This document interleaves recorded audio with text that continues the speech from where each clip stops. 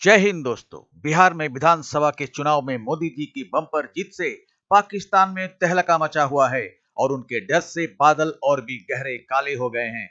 इसी बात पर पाकिस्तानी मीडिया की बेचैनी और अंत में रिएक्शन। अगर आपको पसंद आए तो लाइक और सब्सक्राइब करके कमेंट में अपनी राय जरूर लिखिए।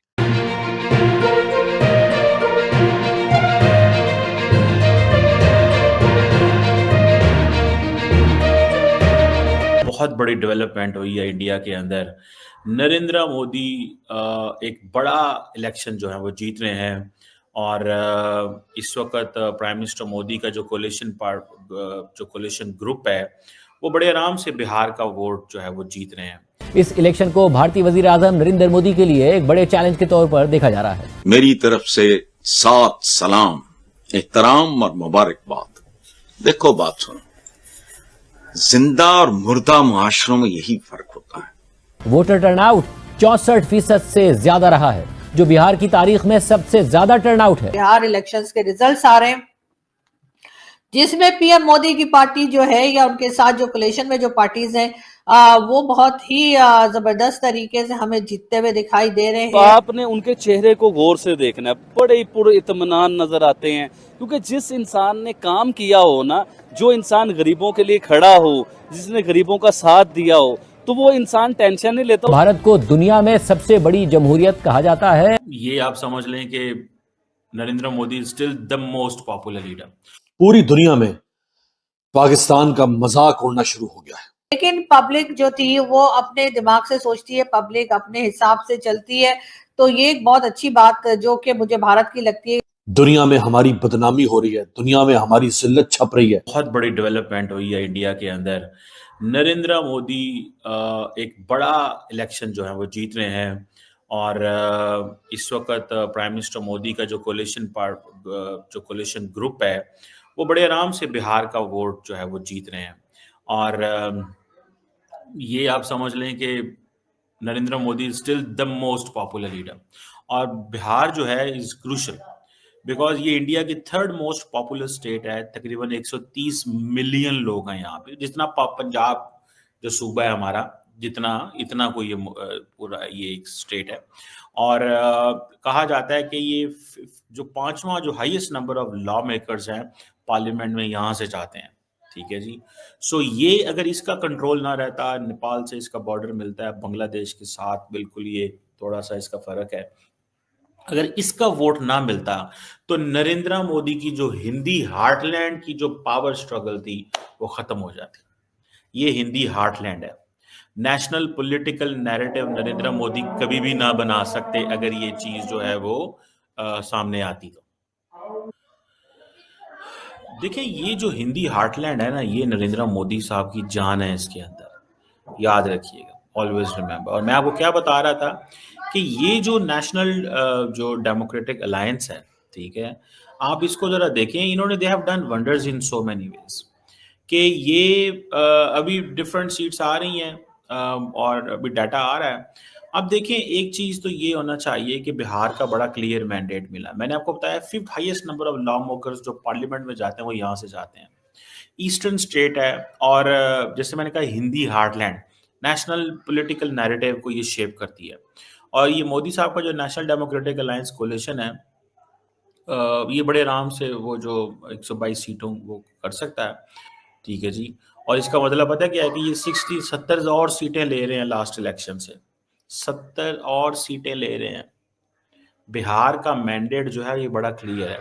मोदी साहब की जो भारतीय जनता पार्टी है वो दे आर गोइंग अप। ठीक है जी। और नाउ जो डेवलपमेंट है वो आइडेंटिटी के ऊपर कर रहे हैं। ठीक है जी। अब वो कहते हैं कि गुड गवर्नेंस चाहिए। सो मोदी साहब जो हैं उन्होंने बिहार के अंदर अपना ये जो कोलिशन शेप किया, उसके अंदर देन वो आप समझ लें कि वो अपनी गेम कर गए। ठीक है जी। ये समझ लें, ये आप समझ लें कि वो भी क्या नाम था उनका यार, जो वो यादव साहब जो हैं, तेजस्वी यादव जो हैं, वो लालू प्रसाद यादव के बेटे, ही कुडंट मेक इट, वो नहीं कर सके। बिहार इलेक्शंस के रिजल्ट्स आ रहे हैं, जिसमें पीएम मोदी की पार्टी जो है या उनके साथ जो कोलिशन में जो पार्टीज हैं वो बहुत ही जबरदस्त तरीके से हमें जीतते हुए दिखाई दे रहे हैं, और कांग्रेस के साथ जो पार्टीज हैं वो हमें कहीं बहुत दूर दिखाई दे रहे हैं मुकाबले में। यानी कि जो मार्जिन है दोनों के दरमियान वो बहुत ज्यादा है, और जो कह लीजिए जो बीजेपी और उसके साथ जो पार्टीज हैं वो एक काफी बड़े मार्जिन से जो है बिहार इलेक्शंस में जीतते हुए साफ दिखाई दे रहे हैं। ये और बात है कि राहुल गांधी ने और उनकी पार्टी ने हर तरह से कोशिश की कभी बताने की कि कभी वोट चोरी का इल्जाम लगाया, कभी कुछ और कहा, कभी किसी मॉडल को लेकर आ गए और कहा कि जी ये ब्राजीलियन मॉडल है और ये भारत में वोट डाल रही थी।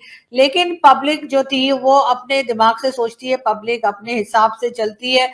तो ये एक बहुत अच्छी बात जो कि मुझे भारत की लगती है कि कम से कम वहां पर इलेक्शन में या इलेक्शन के दौरान जो है कोई इस तरह का काम नहीं होता जो पाकिस्तान में होता है कि जी मैंडेट किसी और का है और हुकूमत किसी और को मिल गई है।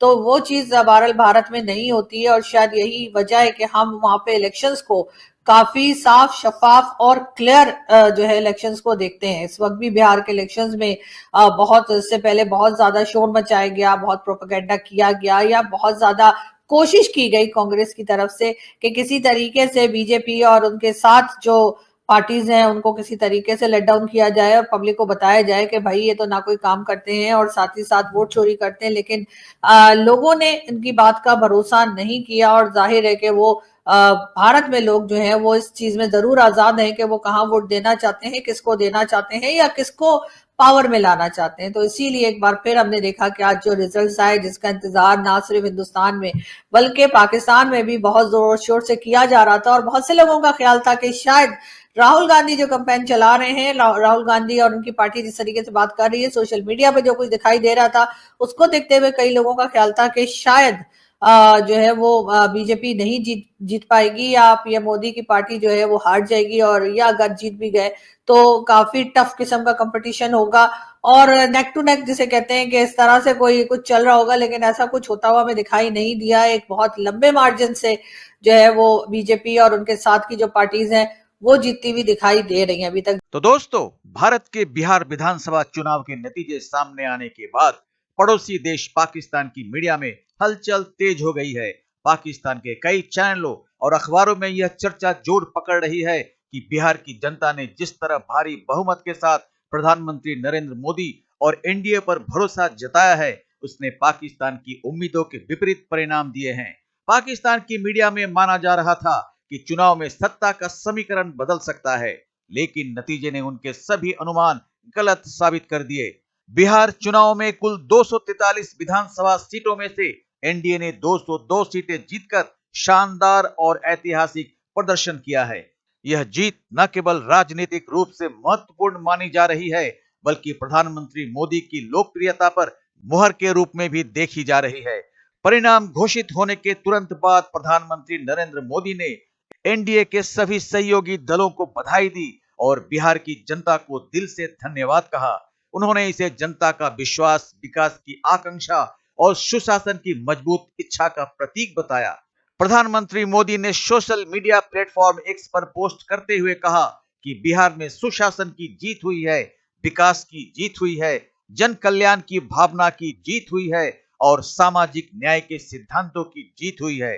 उन्होंने आगे लिखा कि बिहार की जनता उनके लिए परिवार की तरह है और वह इस अपार आशीर्वाद के लिए उन्हें हृदय से प्रणाम करते हैं।